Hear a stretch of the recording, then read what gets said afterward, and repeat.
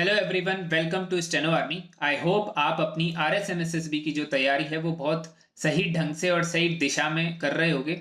एक महीना आप लोगों के पास कुल मिलाकर अब बचा हुआ है। 19 और 20 मार्च को आपका एग्जाम जो है वो शेड्यूल हो चुका है और पूरे चांसेस है कि एग्जाम उसी दिन होगा, कोई भी डिले नहीं होने वाला है।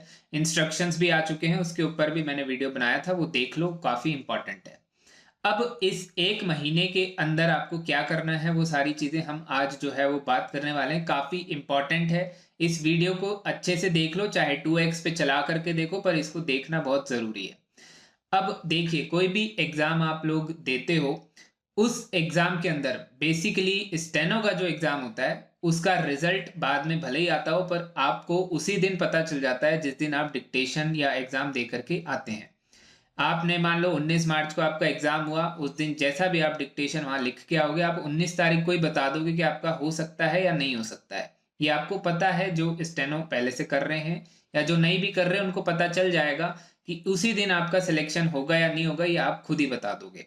क्यों? क्योंकि अगर हमको एग्जाम ईजी लगेगा तो हम बाहर आके यही बोलेंगे कि हाँ भैया, अच्छा सा मैटर आया, अच्छे से हमने लिखा और सिलेक्शन के चांसेस हैं।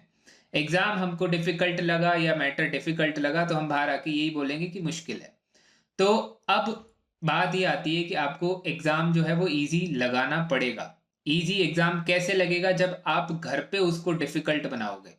हम जो तैयारी करते हैं, हम सोच रहे होते हैं कि हम इजी से इजी तैयारी कर लें, हमको कोई एक सोर्स मिल जाए, हमको ये कोई बता दे कि इस टाइप का मैटर आएगा और वो हम प्रिपेयर कर लें तो एग्जाम हम इजीली निकाल लेंगे। पर ऐसा होता नहीं है। आप यही प्रॉब्लम है सभी बच्चों की। अब RSMSSB में पिछली बार NCERT का मैटर आया, तो अब सब इस साल ये सोच रहे हैं कि इस साल भी NCERT का ही मैटर आएगा, तो हम भाई NCERT कंप्लीट कर देते हैं। आप NCERT कंप्लीट करो, उसमें कोई इशू नहीं है, पर सिर्फ NCERT पे डिपेंडेंट हो करके आप अपनी तैयारी को कह दो कि आपकी 100% तैयारी हो गई है, तो वहां पर आपको प्रॉब्लम फेस करनी पड़ जाएगी। अब इस एग्जाम के अंदर तीन सबसे बड़े चैलेंजेस हैं।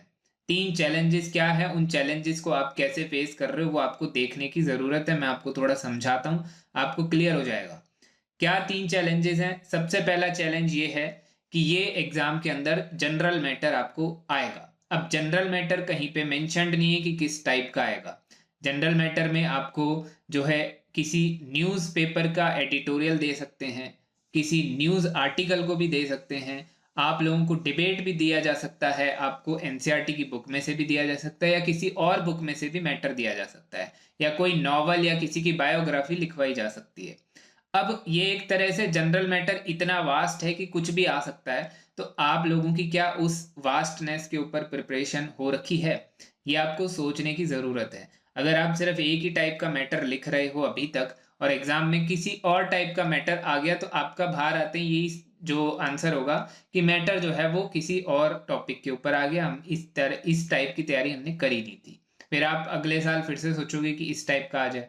तो ये सबसे पहली चीज आपको ध्यान रखनी है कि आपको मिक्सअप मैटर लिखने की आदत में रहना है।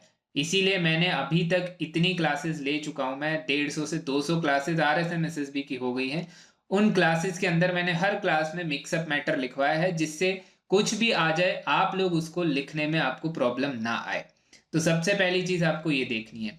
इस एग्जाम के अंदर दूसरा चैलेंज क्या है कि ये एग्जाम 100 WPM की स्पीड पे होने वाला है। अब बहुत सारे बच्चे 100 WPM की स्पीड पे डिक्टेशन लिख रहे होंगे और उनकी एक्यूरेसी भी आ रही होगी और उनको ये लग रहा होगा कि हमारी तैयारी अच्छे से हुई हुई है। अब ये गलत चीज आप सोच रहे हो। 100 पे एग्जाम होने वाला है और आपकी प्रिपरेशन भी 100 की ही है या 105 की भी है, तब भी आपकी तैयारी 100% कंप्लीट नहीं है। आपने उसको फिर से इजी बना लिया, आपने सोचा यार 100 पे 95 आ रही है तो भाई अपन तैयार है। ऐसा नहीं हो सकता। आपको अपनी तैयारी 115, 120, 125 तक लेकर के जाने की कोशिश करते रहना चाहिए। अभी भी अपनी स्पीड बढ़ाने की कोशिश करो। स्पीड के ऊपर मैंने अभी लेटेस्ट वीडियो डाला है, ये इस चैनल पे 350 कुछ वीडियोस है, उसमें सबसे इंपॉर्टेंट वीडियो वो है। मैं आप लोगों को ये बता के लिख के दे सकता हूँ, वो इंपॉर्टेंट वीडियो जरूर देखो, ऊपर आई बटन पे लिंक आएगा। उसके अंदर मैंने बताया स्पीड कैसे बढ़ेगी। स्पीड बढ़ानी बहुत जरूरी है। स्पीड अगर नहीं बढ़ाओगे, स्पीड अगर अपनी 100, 105 भी रखोगे, तो आपका सिलेक्शन के चांस थोड़े से कम हो जाएंगे, क्योंकि आप लोगों की स्पीड एक तरह से एग्जाम ओरिएंटेड हो रखी है। आपको अपनी स्पीड बहुत ज्यादा रखने की जरूरत है। बहुत ज़्यादा का ये नहीं है कि 160 रखो, पर 120-25 तक की रखने की ज़रूरत आपको पड़ेगी। अगर आप अभी एग्ज़ाम कोई भी दो और आपकी 100 की स्पीड है और एग्ज़ाम 60 का होएगा, तो आप इजीली निकाल सकते हो उसको। तो यही सोच समझ करके 120 कम से कम रखो, तो 100 या 105 का अगर एग्ज़ाम होगा तो आप उसको आसानी से क्लियर कर लोगे। ये इम्पॉर्टेंट चीज़ आपको ध्यान रखनी है। अब इसमें भी लोग जो है वो अपने ऊपर प्रेशर नहीं डालते हैं। घर पे आप सोचते हैं कि 100 लिख रहे हैं, 105 लिख रहे हैं, 110 तक लिख रहे हैं तो एग्ज़ाम निकल जाएगा। आप अपने ऊपर प्रेशर जब तक नहीं डालोगे, एग्ज़ाम में आपको प्रेशर फेस करना पड़ेगा। एग्ज़ाम हमेशा इजी लगना चाहिए, तभी जा कर के सिलेक्शन होता है। अदरवाइज एग्ज़ाम में आपको प्रेशर फेस करना पड़ेगा, डिफ़िकल्टी फेस करनी पड़ेगी। इसीलिए मैं कह रहा हूँ, घर पर इतनी ज़्यादा मेहनत कर लो, इतनी ज़्यादा परेशान होकर के जो अपने ऊपर प्रेशर डालो कि आपको एग्ज़ाम सिंपल लगने लग जाए, क्योंकि हमें रिज़ल्ट एग्ज़ाम वाले दिन चाहिए। हमको अभी से कुछ मतलब नहीं है। हम 1 महीने 2 महीने जो तैयारी करते हैं, उस टाइम पे हमारे कितनी एक्यूरेसी आ रही है उससे कोई लेना देना नहीं है, अगर एग्ज़ाम के अंदर नहीं आएगी तो। अब तीसरा सबसे इंपॉर्टेंट चीज़, ये कोई भी नहीं करता है, जिसकी एक्यूरेसी भी है, जिसकी स्पीड भी 120 है, वो ये चीज़ को नहीं फॉलो कर रहा होगा। इसको फॉलो करना बहुत इंपॉर्टेंट है। वो क्या है? एग्ज़ाम 10 मिनट का है। तीसरा चैलेंज एग्ज़ाम का यही है कि ये एग्ज़ाम 10 मिनट का होने वाला है और आप तैयारी 10 मिनट की ही कर रहे हो। सभी लोग, मोस्टली जितने भी लोग हैं, 10 मिनट की तैयारी कर रहे हैं। अब 10 मिनट की आप एग्ज़ाम दे रहे हो, 10 ही मिनट की आप घर पे भी तैयारी कर रहे हो, तो आपको डिफ़िकल्टी कहाँ फेस हुई? वहाँ पर जा कर के वो 10 मिनट ज़्यादा लगेंगे, या फिर उन 10 मिनट में आपको प्रॉब्लम फेस होगी कि लास्ट में जाते-जाते आपका हाथ दुखने लग गया या मैटर थोड़ा डिफ़िकल्ट आ गया, तो आपको लास्ट में दिक्कत आएगी।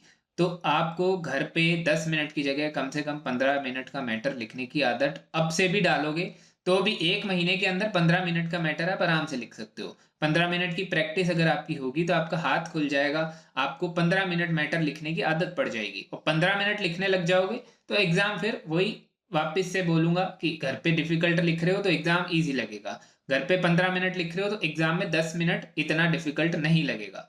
तो हमको घर पे जितना हो सके उतनी अपनी प्रैक्टिस को डिफ़िकल्ट बनाना है। और बहुत सारे लोग जो हैं अभी 10 मिनट के अंदर भी उनकी जो लास्ट में मिस्टेक्स होने लग जाती हैं, लास्ट में आते-आते उनका हाथ दुखने लग जाता है। तो आपको अपनी प्रैक्टिस जो है वो और डिफ़िकल्ट करनी है। अगर हाथ दुख रहा है बहुत अच्छी बात है, उसको 15 मिनट तक दुखाओ। 15 मिनट तक दुखने लगेगा तो वो 10 मिनट पे दुखना बंद हो जाएगा। इसीलिए अपनी जो तैयारी है वो इतनी डिफ़िकल्ट कर लो 1 महीने के लिए। भले ही आपकी एक्यूरेसी आए या ना आए वो बाद की बात है, हमको एक्यूरेसी उस दिन चाहिए। आज आपकी एक्यूरेसी 98% आ भी गई तो उससे आपका सिलेक्शन नहीं होने वाला। इसलिए अपनी एक्यूरेसी भले ही एक बार साइड में रखो, अपने आप को जितना हो सके उतना डिफ़िकल्ट सिचुएशन में डाल करके अपनी प्रिपरेशन करो। ये 3 पॉइंट इम्पोर्टेंट है कि आपको अपना मैटर जो है वो मिक्सअप लिखने की कोशिश करनी है, अपनी जो स्पीड है वो 120-25 करने की कोशिश करनी है और अपना जो 10 मिनट का टाइम है उसको बढ़ा के 15 मिनट तक डिक्टेशन लिखने की आपको हैबिट बनानी है। ये सारी चीज़ें आपको करने की बहुत ज़रूरत है, तभी जा कर के आपको एग्ज़ाम ईज़ी लगेगा। एग्ज़ाम ईज़ी लगेगा तो उसी दिन आपका सिलेक्शन हो जाएगा। बाद की बात है कि कट ऑफ कैसी जा रही है वो एक अलग टॉपिक है, पर एक टाइम एक हिसाब से आप उस दिन बोल सकोगे कि हाँ भाई हमारा पेपर एकदम अच्छा हुआ है। तो हमको पेपर अच्छा करना है, यही सोच करके हमको अभी बहुत डिफ़िकल्ट तैयारी जो है वो करनी है। इसके अलावा ये सारी जो चीज़ें हैं मैं आप लोगों को तैयारी जो है वो करवा ही रहा हूँ। बहुत सारे लोग पहले से ही जानते हैं, जिनको नहीं पता है वो वेबसाइट पर जा करके देख सकते हो, स्क्रीन पे आपको दिख रहा होगा। यहाँ पर मैं आपको सारे डिक्टेशंस जो है वो प्रोवाइड कर रहा हूँ। हम मिक्सअप मैटर्स ही लिखते हैं, ठीक है? उसके अंदर फुल स्टॉप, कॉमा ये सब बोल रहा हूँ मैं। आरएसएमएसएसबी का अलग है, एनसीईआरटी भी मैंने डाल दी है, स्पीड बिल्डिंग भी है और अभी मैं आप लोगों को ये जो 15 मिनट वाली बात बोल रहा हूँ वो 15 मिनट की डिक्टेशंस भी मैं आप लोगों के लिए वेबसाइट पे जो है प्रोवाइड करवाने वाला हूँ। तो आप वो 15 मिनट के डेली एक-एक 2-2 मैटर्स कम से कम लिखोगे तो आपकी हैबिट जो है वो अच्छी हो जाएगी और 15 मिनट का मैटर आप सिर्फ लिख लो, चाहे उसको ट्रांसक्राइब मत करो, चाहे मत रीड करो, पर एक बार लिख लोगे तो 15 मिनट लिखने की आदत बन जाएगी। और दिन में 2 बार भी ऐसे 15-15 मिनट के मैटर्स आप लिख लोगे तो भी आपको 1 महीने के अंदर 10 मिनट का मैटर जो है वो डिफ़िकल्ट लगना बंद हो जाएगा। तो आई होप आप लोगों को ये जो चीज़ है वो समझ में आ गई होगी। इस वीडियो को अच्छे से समझ लीजिए, 1-2 बार और देख लीजिए जो चीज़ें नहीं समझ में आई है और फिर अपनी तैयारी जो है 1 महीने के लिए इसी हिसाब से करते रहिए। इसके अलावा क्लासेस ज्वाइन करना चाहेंगे तो क्लासेस ज्वाइन कर सकते हैं। डिस्क्रिप्शन में मेरा व्हाट्सअप नंबर, मेरे टेलीग्राम आईडी और टेलीग्राम चैनल सब कुछ मेंशन्ड है, वहाँ पर आप ज्वाइन कर सकते हो, मुझे कांटेक्ट कर सकते हो, और कोई क्वेरी हो तो उसके लिए भी कॉल मेरे को आप कर सकते हो। तब तक के लिए सभी को एग्ज़ाम के लिए बेस्ट ऑफ लक।